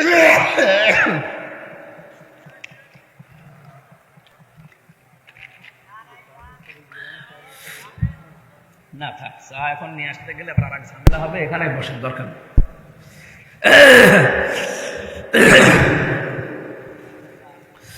সুবহানাল্লাহ ওয়ালহামদুলিল্লাহ লা ইলাহা ইল্লাল্লাহ লা ইলাহা ইল্লাল্লাহ মুহাম্মাদুর রাসূলুল্লাহ। নবীজির উপরে দরুদ আর সালাম পড়ে আমরা আলোচনায় যাচ্ছি। আজকের আলোচনার বিষয় হচ্ছে মুসল্লিদের গুণাবলী। আমরা মুসল্লি না? নামাজ অন্তত এক ওয়াক্ত পড়লেও তো পড়ি, অন্তত না পড়লেও ঈদের নামাজ পড়ি, কিছু না হলেও বাবা মরে গেলে জানাজার নামাজ তো পড়ি। বলেন, আল্লাহ পাক বলেন ইল্লাল মুসাল্লিন আল্লাযীনা হুম আলা সালাতিহিম দাইমুন। এই পৃথিবীতে যারা মুসল্লি, সবাই না, যারা মুসল্লি, মুসল্লি কি? আল্লাহ পাক বলেন মুসল্লি কাদেরকে বলে জানো? আল্লাযীনা হুম আলা সালাতিহিম দাইমুন, যারা তাদের নামাজের উপরে স্থির, নামাজের উপরে দায়েম এবং কায়েম থাকে সর্বদা। নামাজের উপরে যারা থাকে, 2 ওয়াক্ত পড়ে 3 ওয়াক্ত পড়ে না এমন না। আল্লাহ পাকের কাছে সবচাইতে বেশি প্রিয় ওই কাজটা, যে কাজটা ধারাবাহিকভাবে করা হয়। 2 দিন করলেন, 3 দিন বাদ দিলেন না। আপনি যদি তাহাজ্জুদের নামাজ পড়েন, নিয়মিত পড়বেন। আপনি 2 রাকাত পড়েন, 4 রাকাত পড়েন, কিন্তু নিয়মিত আপনি আদায় করবেন। আস্তাগফিরুল্লাহ যদি প্রতিদিন 100 বার করে পড়েন, 2 দিন পড়েছেন, 5 দিন বাদ দিয়েছেন না, ওটা আল্লাহ রেগে যায়। আপনি যখন নিয়মিত করবেন ওই কাজটা, আল্লাহর আরশ আপনার উপরে খুশি হয়ে যাবে। আমি কয়েকটা আমলের কথা এখন বলছি, নারী এবং পুরুষ সবার জন্য প্রযোজ্য। সব সময় অজু থাক আর না থাক, শরীর পাক থাক আর না থাক, সব সময় মুখে জারি রাখবেন আস্তাগফিরুল্লাহ ওয়া আতুবু ইলাইহি, আস্তাগফিরুল্লাহ ওয়া আতুবু ইলাইহি। যদি এটা বেশি বড় হয়ে যায় সেটা বলবেন ইগফিরলি ইগফিরলি অথবা আস্তাগফিরুল্লাহ আস্তাগফিরুল্লাহ। এটা পড়লে মানুষের মনের ভেতরে যে অশান্তি আছে, আল্লাহ বলেন আমি নিজে ওইটা দূর করে দেই। আর একটা আমলের কথা বলছে, বিপদ আপদে মুসিবতে সবসময় লেগে আছে। যদি পারো তো পক্ষে দরুদ শরীফ পড়ার চেষ্টা করবেন। আল্লাহুম্মা সাল্লি আলা মুহাম্মাদ এতটুকু পড়েন, অথবা সাল্লাল্লাহু আলাইহি ওয়াসাল্লাম। আল্লাহুম্মা সাল্লি আলা মুহাম্মাদ ওয়া আলিহি ওয়া আসহাবিহি ওয়া বারিক ওয়া সাল্লিম। এরপর আরো 2টা আমল আছে। নবীজি বলেন কেউ যদি এটা সব সময় বলে হাসবুনাল্লাহ হাসবুনাল্লাহ ওয়া নি'মাল ওয়াকিল, নি'মাল মাওলা ওয়া নি'মান নাসির। আর ইউনূস নবী বিপদে পড়ে যে দোয়া পড়েছিলেন ওইটাও পড়তে পারেন, লা ইলাহা ইল্লা আনতা সুবহানাকা ইন্নী কুনতু মিনাজ জালিমিন। মনে আছে আপনাদের? 1 নম্বরে আস্তাগফিরুল্লাহ, 2 নম্বরে দরুদ শরীফ, 3 নম্বরে আপনি সব সময় চলতে ফিরতে হাসবুনাল্লাহ অথবা লা হাওলা ওয়ালা কুওয়াতা ইল্লা বিল্লাহ এ পর্যন্ত সব সময় যদি মনের ভেতরে মুখের ভেতরে জারি থাকে, কঠিন বিপদ আকস্মিক অ্যাক্সিডেন্ট থেকে আল্লাহ বাঁচিয়ে দেবে। আপনারা জানেন কয়েকদিন আগে মাওলানা আব্দুল হাই সাইফুল্লাহ বড় ভাই আমার অ্যাক্সিডেন্ট করে ওনার এই চোখ প্রায় নষ্ট হয়ে গেছে। ডাক্তাররা এখন চিকিৎসা চালাচ্ছে, আশা করছি সুস্থতার দিকে যাবে। দিনের একজন মুখলেস দায়ী ছিলেন, এদেশে শিরিক আর বেদাতের বিরুদ্ধে বজ্রকণ্ঠ ছিল তার। নওগাঁর সন্তান, আমার বিশ্ববিদ্যালয়ের শ্রদ্ধাভাজন বড় ভাই, আমি আল কোরআনের ছাত্র, উনি আল হাদিসের। ডক্টর মরহুম আব্দুল্লাহ জাহাঙ্গীর রহমতুল্লাহ আলাইহির ছাত্র। বড় ভাই আব্দুল হাই মোহাম্মদ সাইফুল্লাহ, আল্লাহ যেন শেফায়ে কামেলা আজেলা দান করেন, খুব তাড়াতাড়ি সুস্থ করে আবার কোরআনে কারিমের এই ময়দানে আল্লাহ তাকে ফেরত দেন, বলেন আমিন। কিছু ষড়যন্ত্র আছে, গোপন ষড়যন্ত্র চলছে। দ্বীনের দায়ী যারা সঠিকভাবে কোরআন প্রচার করে তাদেরকে আব্দুল্লাহ জাহাঙ্গীর স্যারের মতো চাপা দিয়ে মেরে ফেলার চেষ্টা আছে অনেকে। ওনার অবস্থা ওই রকম, সামনে থেকে একটা, পেছন থেকে আর একটা, গাড়ি 2টা দমড়িয়ে নিজে বেশি আছে শুকরিয়া, তা আমরা চাই এরকম ষড়যন্ত্রের যেন তদন্ত হয়, নয়তো সামনে আমাদের জীবনও ঝুঁকির ভেতরে। কথা বলো না কেন? আমি আবার এই লক্ষাধিক মানুষ নিয়ে দোয়া করছি। আব্দুল হাই, মোহাম্মদ সাইফুল্লাহ বড় ভাইকে আল্লাহ শেফায়ে কামেলা আজেলা দান করেন, বলেন আমিন। পরিবারস্থ লোক, তার স্ত্রী, মেয়েগুলো অসহায়, তারাও মাজলুম মানুষ। এই মানুষগুলো যেন ধৈর্য ধারণ করে, তার মা বাবার কাছে আল্লাহ সন্তানটাকে যেন আবার সুস্থ অবস্থায় ফিরিয়ে দেয়। তাহলে মুসল্লিদের কথা বলছিলাম, নিয়মিত করবেন আপনি। 2 ওয়াক্ত পড়েন, 3 ওয়াক্ত পড়েন না, কোন কারণে বলেন তো? আপনার কি মনে হয় যে নামাজ এরকম ইয়ার কি মারা জিনিস? কোন মানুষ যদি নামাজ ছেড়ে দেয়, আল্লাহ বলেন আমি ওকে ছেড়ে দেই। টের পেয়েছেন কি বললাম? কোন মানুষ যদি ফরজ নামাজ বাদ দিয়ে দেয়, আল্লাহ বলেন আমি ওকে বাদ দিয়ে দেই। আপনি যে আল্লাহর বান্দা, এ কথা আল্লাহ স্বীকার করে না। কিয়ামতের ময়দানে আল্লাহ মানুষের ভেতরে যখন বিচার করবেন, হঠাৎ আলতাফুরকে সামনে নিয়ে হাত ধরে নবীজি বলবেন এই যে আমার উম্মত, বিচার করেন। আল্লাহ বলবেন বিচার করা যাবে, কিন্তু এইভাবে না, ঘিরের কুদরতের চাদর দিয়ে চারিদিকে ঘিরে ফেলবে আলতাফকে। আল্লাহ ডাক দিয়ে বলবে বান্দা এই এই কাজগুলো করেছিলি। আপনার 60 বছর 70 বছরের রেকর্ড আল্লাহ দেখাবে। প্রশ্ন আসতে পারে এত বড় রেকর্ড কোথায় পাবে? আরে ভাই, একটা সিডি ক্যাসেটের ভেতরে 2.5-3 ঘন্টার ওয়াজ যদি আপনি এতটুকু জায়গায় সেভ করে রাখতে পারেন, 2 কাঁধে যে ফেরেশতা আছে ওরা মেমোরি কার্ড নিয়ে বসে আছে, চোখের পলক পর্যন্ত তারা লিখতে আছে। কিয়ামতের ময়দানে আল্লাহ ওইটা সামনে দিয়ে বলবে পড়, ইকরা কিতাবাকা কাফা বিনাফসিকাল ইয়াউমা আলাইকা হাসিবা। তুই জান্নাতে যাবি না জাহান্নামে যাবি, কাউকে জিজ্ঞাসা করার দরকার নেই, তুই নিজে আজ যথেষ্ট। দিনাজপুরবাসী খুব খেয়াল করে শোনেন, আমি তো আলতাফ ভাইকে বললাম, আমাদের প্রত্যেককে আল্লাহ নিজের সামনে নবীজি হাত ধরে বলবেন আল্লাহ এই যে আমার উম্মত, বিচার করেন। আপনি এবার নিজের সাথে বিচার ব্যবস্থাটা মিলান তো।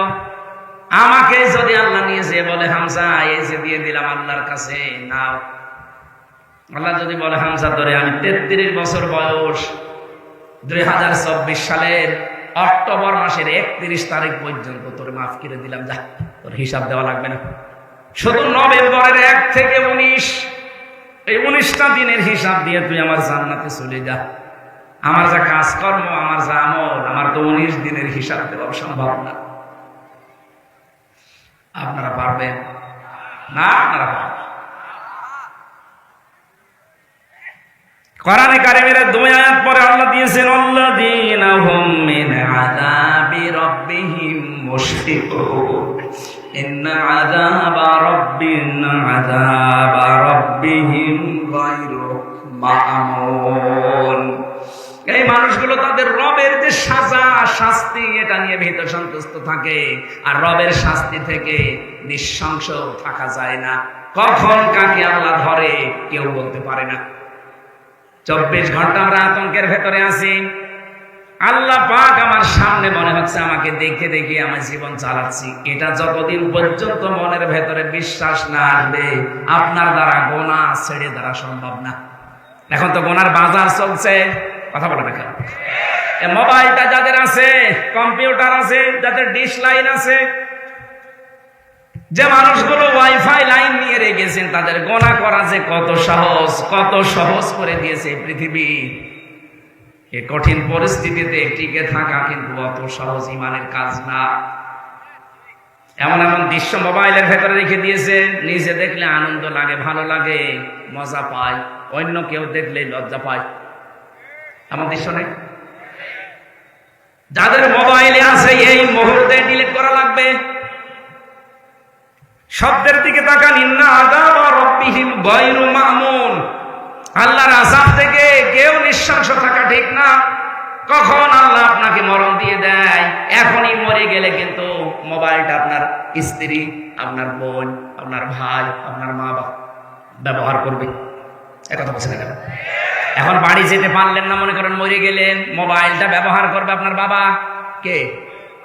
আপনার বাবা যদি দেখে যে ভেতরে উলঙ্গ নাচ, আমার এই হামজা বসে বসে দেখতো, মরে যাওয়ার পরে কি ধারণা করবে বলেন? দোয়া করা, বলবে আল্লাহ ওরে আরো দাও।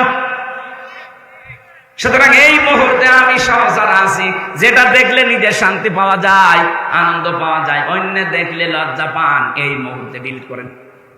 আমার এটার ভেতরে শুধু লেকচার আছে স্যারদের, আন্তর্জাতিক স্কলার যারা, আর আমার বিশ্ববিদ্যালয় স্যারদের লেকচার আমি প্রায় 250 উপর রিসিভ করে রেখেছি। দেখার মতো শুধু ওইটাই, আর বাকি আমার পরিবারের, আমার মেয়ের ছবি আছে, ছোট মেয়েটা।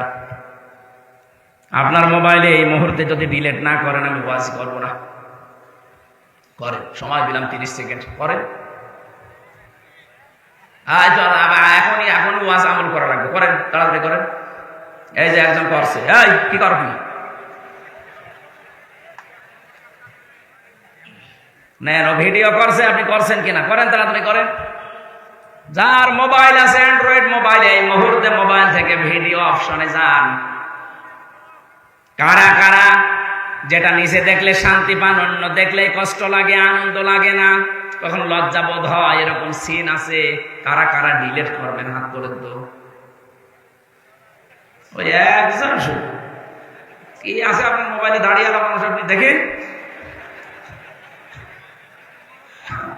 কে মরব্বে কে আছে মোবাইলে, দেখে পরে মনে নাকি কি আছে দেখে। বাটন মোবাইল নিয়ে এসেছে, ও কি দেখবে না, আমি হাসির জন্য দেয়নি। আপনি বলেন তো কি জবাব দেবেন এখনই যদি মরে যান?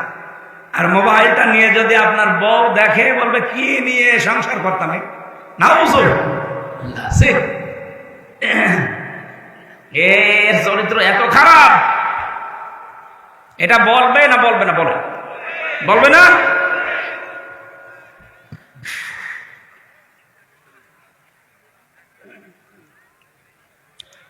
আমাকে বেশি বলে ফেললাম। এটা মোবাইলে আছে না নেই বলেন তো? যারা মুসল্লি তাদের কিছু গুনাহগুন আল্লাহ এবার দিচ্ছেন, শোনেন। আল্লাহ পাক বলেন, আল্লাহ ওয়াল্লাযীনা ফি আমওয়ালিহিম হাক্কুল মা'লুম লিস-সাইলি ওয়াল মাহরুম ওয়াল্লাযীনা ইউসাদ্দিকুনা বিয়াউমিদ্দিন। যারা মুসল্লি হবে, এই মানুষগুলো সত্যিকার অর্থে যদি নামাজি হয়, মাল সম্পদের প্রতি তাদের মহব্বত আস্তে আস্তে কমতে থাকবে। কারণ তাদের মালের ভেতরে, সম্পদের ভেতরে অনেকের হক লুকিয়ে আছে। যারা প্রার্থী, যারা ফকির, যারা মিসকিন, যারা অসহায়, যারা বঞ্চিত, তাদেরকে সেই মাল থেকে সে দিয়ে তাদের অভাব সে দূর করে দেবে। এরকম নামাজি দেশে আছে। আরে নামাজি হযরত ওসমান নামাজি ছিলেন। নবীজির কাছে এক ভিক্ষুক এসে বলে, হে রাসূল, আমি আজ কয়েকদিন যাবত কিছু খাইনি, দয়া করে আমার কিছু খাবার দিন। নবীজি বললেন, আমার অবস্থা সেরকম ভালো না, তুমি আমার জামাই ওসমানের কাছে যাও। হযরত ওসমানের কাছে বাড়িতে গেলেন।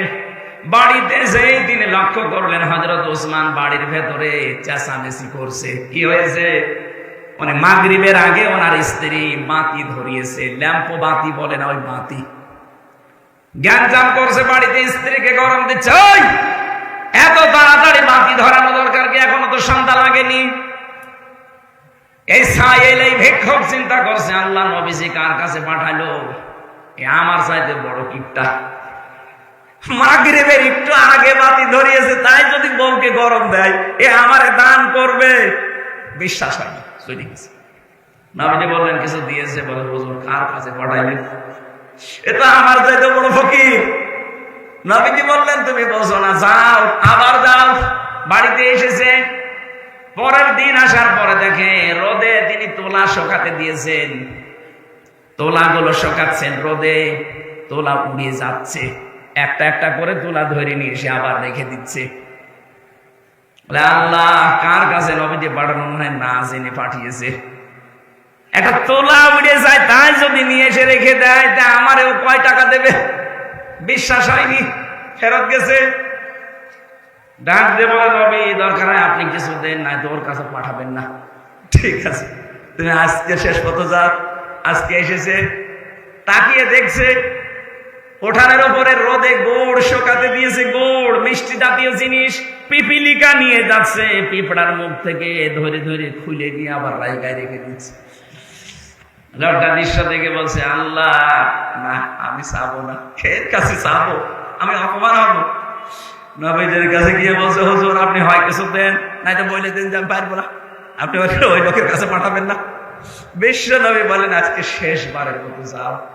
আজকে এসেছে, ওনার একটা উঠের চালান ছিল, বাইরের দেশ থেকে ব্যবসায়ী উঠের চালান প্রায় 100টা উঠ আসছিল। সাহস করে এবার নবীজের কথায় বিশ্বাস করে তিনি চাইলেন, বলে আল্লাহর নবী আমাকে পাঠিয়েছে, আপনি দয়া করে আমার কিছু দান করেন, আমি ক্ষুধার্ত। হযরত ওসমান বলেন, ঠিক আছে, এখনো তো কাছে সেরকম কিছু নেই, ওই যে ব্যবসার মাল আসতেছে, ওই যে উট ভর্তি মাল আসতেছে, যে উট তোমার পছন্দ হয় উটটা নিয়ে চলে যাও। আর কি করছি, ছেলেটা পিপিলিকার মুখ থেকে গুড় কেড়ে নিতে পারে, তুলা উড়ে গেলে তুলা আবার নিয়ে এসে রেখে দেয়, সন্ধ্যার আগে বাতি ধরালে বউকে গরম দেয়। আরে বলছে উট ভর্তি মাল আমার নিয়ে চলে যাও। আপনি সত্যি করে বলেন তো, আপনি কি আমার সাথে ঠাট্টা করেন কেন? আমি কিন্তু 3 দিন এসেছি আপনার বাড়িতে, আজকে দিয়ে 4 দিন আসলাম, 3 দিনের যে আচরণ দেখলাম আজকের সাথে মিলছে না। সত্যি করে বলেন আপনি কি করেন? হযরত ওসমান বলে, দেখো আল্লাহর বান্দা, প্রথম দিন এসে তুমি দেখেছি আমি গরম দিয়েছি স্ত্রীকে, এমনি না। আমি জানি পৃথিবীতে আল্লাহ পাক শুধু অপচয়কারীকে শয়তানের ভাই বলে আখ্যা দিয়েছে। ইন্নাল মুবাদ্দিরিনা কানু ইখওয়ানা শায়াতিন, দুনিয়ায় যারা অপচয় করে এরা কিন্তু শয়তানের ভাই। পৃথিবীর কোন অপরাধ করলে শয়তানের ভাই, এ কথা কোরআনে আমি পাইনি। এই একটা আয়াত সূরা বনী ইসরাঈলে আছে, যারা অপচয় করে ওরা আর মানুষ থাকে না, ওরা শয়তানের ভাই হয়ে যায়। মাগরিবের আগে আমার স্ত্রী লম্পবা বাতি ধরিয়েছে, কোন কারণে যে অপচয় করবে এটা তো আমি মেনে নিতে পারি না, এই কারণে তাকে গরম দিয়েছিলাম শিক্ষা দেওয়ার জন্য। দ্বিতীয় দিন যে তোলা উড়ে যাচ্ছিল, তোলা আসলে আমার ছিল না, আমার কাছে আমার বন্ধ রেখেছিল আমানত, নষ্ট হয়ে যাচ্ছিল, আমি শোকাতে দিয়েছিলাম।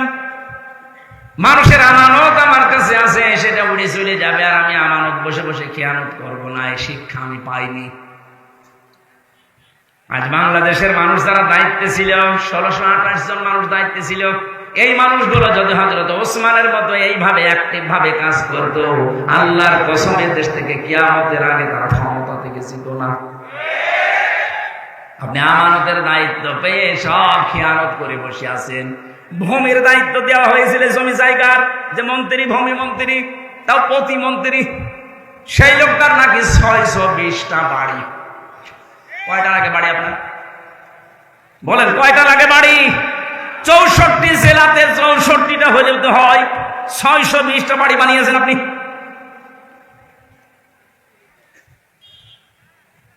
আমানতের যারা খেয়ানত করে ওরা আর মানুষ থাকে না, ওরা মুনাফিক হয়ে যায়। আমি মুনাফিক হয়ে যাব, আমি ওসমান কোন কারণে? এই কারণে আমি বন্ধুর ওই তোলা উড়ে যাচ্ছিল বাতাসে, ধরে এনে রেখে দিয়েছি যেন খেয়াল না হয়। তৃতীয় দিন তুমি দেখেছো আমাকে গোড় আমি পিপিলিকার মুখ থেকে কেড়ে নিয়েছি, এই গোড়টা আমার না, এটা আমানতের গোড়, আমার কাছে রেখে গিয়েছিলাম। আমি ধনী মানুষ, আমার বাড়িতে জায়গা আছে, এই কারণে যেহেতু নষ্ট হয়ে যাচ্ছিল এই জন্য রোদে শুকাতে দিয়েছিলাম। পিপিলিকা নিয়ে যাবে আমানতের জিনিস, তার মানে বাংলাদেশের যত মানুষ দায়িত্বে ছিল এই দেশটা তাদের কাছে আমানত ছিল। কথা বলবে কেন? জনগণের এই সম্পদগুলো সব দ্বারা যদি এইভাবে পাহারা দিতে পারতো, আমরা ঋণের এই বোঝা নিয়ে এখন বেঁচে থাকতাম না। কোটি কোটি টাকা পাচার করে করে দেশটা ফোকলা বানিয়ে দিয়েছে। এখন এই দেশে কেউ জন্ম নিলে তার মাথার উপরে 1 লাখ টাকা ঋণ। টের পাচ্ছেন? তাহলে আপনি যে আমার ওট ভর্তি করায় জিনিস দিয়ে দিচ্ছেন, না, এটা আমার আখেরাত তৈরি হচ্ছে। আলতাফ সাহেব যে মাদ্রাসা বানিয়ে দিয়েছে, প্রায় 18 লক্ষের উপরে খরচ করে, জমি জায়গা দিয়ে বিল্ডিং বানিয়ে। আমার মহাতামিম না কে যেন বলছিল, প্রায় 16 থেকে 18 লাখ টাকা খরচ। ওনার জীবনে আর যা করেছে সবগুলোর হিসাব দেওয়া লাগবে। কোরআনে কারিমের প্রচারের জন্য 18 লক্ষ টাকা কিয়ামতে আল্লাহ ওনার হিসাবে মাইরে রাখবে। তিরমিজি শরীফের হাদিস, নবীজি জানিয়েছেন 3টা জায়গায় পয়সা খরচ করলে আল্লাহ হিসাব নেয় না। 1 নম্বরে যারা পরিবারস্থ লোকদের জন্য খরচ করে, মা বাবা স্ত্রী সন্তানীদের। 2 নম্বরে যে মানুষগুলো দুনিয়াতে দিন কায়েমের জন্য চেষ্টা করছে তাদের পেছনে খরচ করে। 3 নম্বরে যারা এই পৃথিবীতে কোরআন প্রসারে কোরআন কায়েমে যারা আছে তাদের পেছনে খরচ করে। আপনি নিজে যদি সরাসরি যেতে না পারেন, যারা করে এইগুলো তাদেরকে দেবেন, এই টাকার হিসাব দেওয়া লাগবে না। কি করবেন আপনার টাকা দিয়ে যদি দিনের কাজই না হয়? তা আপনার টাকা আর আবু জেহেলের টাকা সমান। আবু জেহেলের টাকা ছিল না, কারণের টাকা ছিল না, কাজে লেগেছে, লাগে না। হ্যাঁ, এখানে কয়েকটা বাধা আছে, আমি 5টা বাধা পেয়েছি। বাংলাদেশে আমাদের অনেকের মন আছে দিনের জন্য, রক্তের সম্পর্ক যাদের সাথে আছে তাদের পেছনে আমরা খরচ করি, কিন্তু আমার বউ আর শাশুড়ি এরা বাধা। এরকম পরিবার দেশে নেই? অনেক পরিবারে আছে আমার নিজের টাকা, আমার ভাইকে, আমার বোনকে, আমার চাচাকে, আমার ফুফুকে, যাদের সাথে আমার সম্পর্ক রক্তের, এদের হক নেই আমার প্রতি। বলেন না কেন? এই যে লিসাইলি ওয়াল মাহরুম, সূরা জারিয়াতের 19 নম্বর আয়াতের ব্যাখ্যা করা আছে, অফি আমওয়ালিহিম হাক্কুল লিসাইলি ওয়াল মাহরুম। যে মানুষগুলো তাদের সম্পদ থেকে, যাদের হক আছে তাদের হক বুঝে দেয়, আমার সবচেয়ে বেশি হক আমার সম্পদের উপরে, আমার সাথে সম্পর্ক রক্তের যাদের তাদের। আর আমার সাথে সবচেয়ে বেশি সম্পর্ক রক্তের আমার ভাই, আমার বোন, আমার ফুফু, এক কথা বলছে না, আমার চাচা। আপনি আপনার বউকে বার্থডে করে এই রক্তের সম্পর্কগুলো ঠিক রাখেন, তাদের হক আদায় করতে যান, আপনার বউর আর মন পাবেন না। এরকম বউ দেশে নেই? এক কথা বলে না কেন? কার কার বউ এরকম মন ছোট, হাত তোলেন তো। এই এলাকাটা অনেক ভালো আছে, এই এলাকায় আওয়াজ দেওয়ার দরকার নেই, এই এলাকায় গান দেবে। এলাকার মা বোনেরা মাদ্রাসা আছে তো, ওরা ভালো হয়ে গেছে।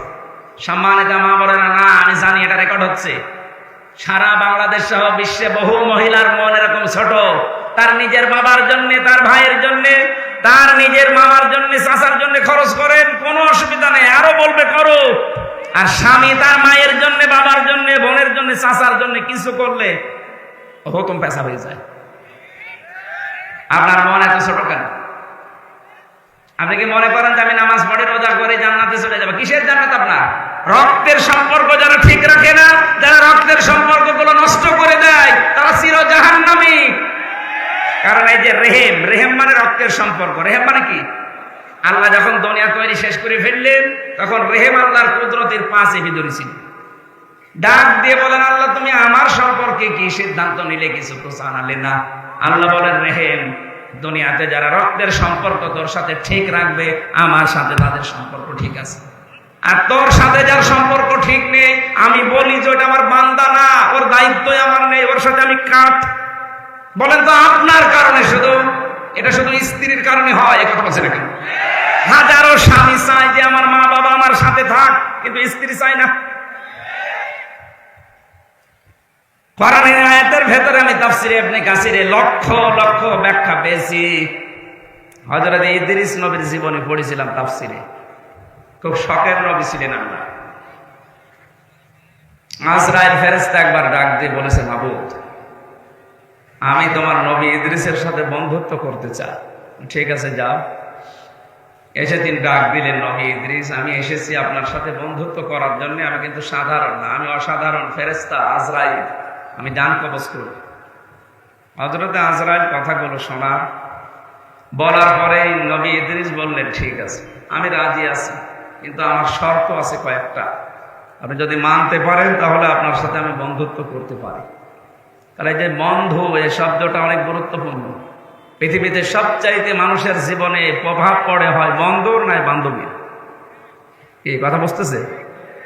সবচাইতে বেশি প্রভাব পড়ে, মানুষ নষ্ট হয়, ভালো হয় কার প্রভাবে? এই জন্য বন্ধু নির্বাচনের ক্ষেত্রে খুব সতর্ক থাকা দরকার। মান আল মারউ মা মান আহাব্বা, যার সাথে বন্ধুত্ব করবেন কিয়ামতে আল্লাহ তার সাথে তাকে তুলবে। এই জন্য আমার মানুষের সাথে চলাফেরা, বন্ধুত্ব করা ঠিক না, যে লোকটার কাজ কারবার ভালো না। হযরতে আজরাইল আলাইহিস সালাম বললেন, ঠিক আছে, বলেন আপনার শর্ত কি? নবী ইদ্রিস বলেছেন, 1 নম্বরে আমি জানি আপনি মানুষের জান কবজ করেন। আমি আল্লাহর বক্তব্য জানি যে পৃথিবীর সব মিথ্যা হলেও মরণের যন্ত্রণা মিথ্যা না। আপনি আমাকে এখন মেরে ফেলেন, জান কবজের যে কষ্ট, এটা আমি একটু দেখতে চাই, আমার শখ এইটা। এটা কি? আমি বললাম না ক্লাস চলছে, 1 2 ছেলে মেয়েরা যেভাবে জবাব দেয় এভাবে জবাব দেয়। এটা আমার শখ। কি? আমি শখ করে মরতে চাই যে কেমন লাগে আমি দেখি। ঠিক আছে। 2 নাম্বার শর্ত আমার, জাহান্নামে মানুষকে আল্লাহ নাকি কষ্ট দেয়, এটা আমি শুনেছি। কিভাবে মানুষ জাহান্নামে কষ্ট পায়? লা ইয়ামুতু ফিহা ওয়া লা ইয়াহইয়া। ওখানে গেলে মানুষ মরবেও না, বাঁচবেও না। আপনি আমার একটু জাহান্নাম দেখাবেন, আবার বের করে দেবেন, একেবারে আমি থাকতে চাই না। 3 নাম্বার শর্ত আমার, আমি জান্নাত দেখতে চাই। জান্নাতে বিশাল নাজ নিয়ামত আল্লাহ সাজিয়ে রেখেছেন, তাজরি মিন তাহতিহাল আনহার, এর তলদেশ দিয়ে নদী আর নহর প্রবাহমান থাকবে। কিভাবে থাকবে আমি ওইটা দেখব। হযরতে আজরাইল আল্লাহকে বললেন, আল্লাহ গিয়েছিলাম তো নবী মনে করে ভালো জায়গায়, কিন্তু তো ভেজাল, মরিয়ে দেখতে চাই। আল্লাহ পাক বলেন, আজরাইল আমার বান্দা যখন আকাঙ্ক্ষা করেছে, তার শখ যখন ঠিক আছে, তারা 3টা শর্ত পূরণ করো। তিনি তাকে মেরে ফেললেন। মরণের যন্ত্রণা যে কেমন তিনি টের পেলেন, আবার জীবন দিয়ে দিলেন। ডাক দিয়ে বলে, ঠিক আছে, হ্যাঁ আমি পেয়েছি। তাফসীরের ভাষায় আমি দেখেছি হযরতে ইদ্রিস শখ করে মৃত্যুবরণ করেছিলেন। তার এই শখের মৃত্যুতে কেমন কষ্ট হয়েছিল জানো? জীবিত ছাগলকে জিন্দা অবস্থায় চামড়া ছিঁড়ে লবণ দিলে যেমন কষ্ট হয়, তাও তো শখ করে মারা গেছে যে আমি দেখতে চাই কেমন লাগে। উনি শখের মৃত্যুতে যদি এই কষ্ট পায়, আমরা যারা মরতে চাই না আমাদের কোনো কষ্ট নেই। আজাতে সাকারাতুল মাউত বিল হক যালিকা মা কুনতা মিনহু তাহিদ। সূরা কফের ভেতরে আল্লাহ জানিয়েছেন পৃথিবীর সব মিথ্যা হতে পারে, মরণের যন্ত্রণা কিন্তু মিথ্যা না, এটা সত্য। কেউ রেহাই পায়নি এখান থেকে, মুহাম্মদ রাসূলুল্লাহ পর্যন্ত রেহাই পায়নি। হযরতে আজরাইল এসে শুধু তার বুকের উপরে হাতটা রেখেছিলেন। ডাক দিয়া বলেন, হে নবী, আপনি যদি থাকতে চান আমি আপনাকে রেখে যাব, যদি যেতে চান নিয়ে যাব। আমাকে আল্লাহ দায়িত্ব যেই দিন দিয়েছে, ওই দিন থেকে আজকের এই দিন পর্যন্ত পৃথিবীর কোন সৃষ্টির কাছে আমি অনুমতি নেইনি, আমার লাগেও না। যখন যেটা অর্ডার হয় শুধু নিয়ে চলে আসি। কিন্তু আজকে আমি এসেছি আপনার সাথে অনুমতি নেওয়ার জন্য, আপনি যেতে না চাইলে নিয়ে যাব না। নবীজি জিজ্ঞাসা করেন, আজরাইল কতদিন থাকা যাবে? যতদিন ইচ্ছা আপনার, তারপরে মরা লাগবে, তারপরে মরা লাগবে, এটাই ফাইনাল। কুল্লু নাফসিন যায়িকাতুল মাউত সুম্মা ইলাইনা তুরজাউন। প্রত্যেকের একদিন মরা লাগবে, সবাইকে আল্লাহর কাছে ফিরে যাওয়া লাগবে। নবীজি ডাক দিয়ে বলেন, আজরাইল মরা যখন লাগবে তখন আমি আর নশ্বর দুনিয়ায় থাকতে চাই না, নিয়ে চলো আমার বন্ধুর কাছে। আমি হাদিস পড়েছি নবীজির মৃত্যুর, এই হাদিসটা ইন্তেকালের হাদিস। সাহাবী বর্ণনা করেন, নবীজি নিজে জানিয়েছেন, সাহাবী দুনিয়ার মানুষকে জানাবা, আজরাইল কিন্তু শুধু আমার হাত বুকের উপরে দিয়েছিল। আমি বলেছিলাম, আজরাইল কি করো? উহুদ পাহাড় মনে হচ্ছে বুকের উপরে দিলে। ফেরেশতা বলে, হে রাসূল, আমি হাত দিয়েছি শুধুমাত্র, আমি জানি আল্লাহর পরে আপনার স্থান। দুনিয়াতে এত আসানের সাথে কারো জান আমি কবজ করেছি বলে আমার মনে হয় না। বিশ্বনবী বলেন, আজরাইল হাত সরাও, আমি আর সহ্য করতে পারি না। এটাই যদি তোমার হয় আসানি মৃত্যু, তাহলে তোমার আযাবের মৃত্যু কোনটা? বলে একটু শুরু করি তাহলে। নবীজি ওই দিন বলেছেন, আজরাইল যত কষ্ট দেওয়া যায় মৃত্যুর আমাকে দিয়ে দাও, আমার এতিম উম্মতকে তুমি এইভাবে কষ্ট দিও না। গোপন কথা, হযরতে আজরাইল ওই দিন তিনি বলে ফেলেছিলেন, হে রাসূল, আপনার উম্মতদেরকে আপনি শেষ কথাটা জানিয়ে যান। এই মানুষগুলো যদি 5 ওয়াক্ত ফরজ নামাজ আদায়ের পরে আয়াতুল কুরসির 10টা ক্ষমতার কথা আল্লাহ দিয়েছেন, কয়টা? 10টা ক্ষমতার কথা আল্লাহ এর ভেতরে দিয়েছেন। কোন উম্মত যদি আয়াতুল কুরসির ওই 10টা ক্ষমতার কথা বিশ্বাস করে ফরজ নামাজের পর 5 বার পড়তে পারে, আল্লাহ তাকে জান কবজের জন্য আমারে পাঠালে এর চাইতেও আসানে আমি জান কবজ করব। প্রশ্ন পেলাম কি? হযরতে আজরাইল আসবে, জানও কবজ করবে, কিন্তু আয়াতুল কুরসি যদি ফরজ নামাজের পরে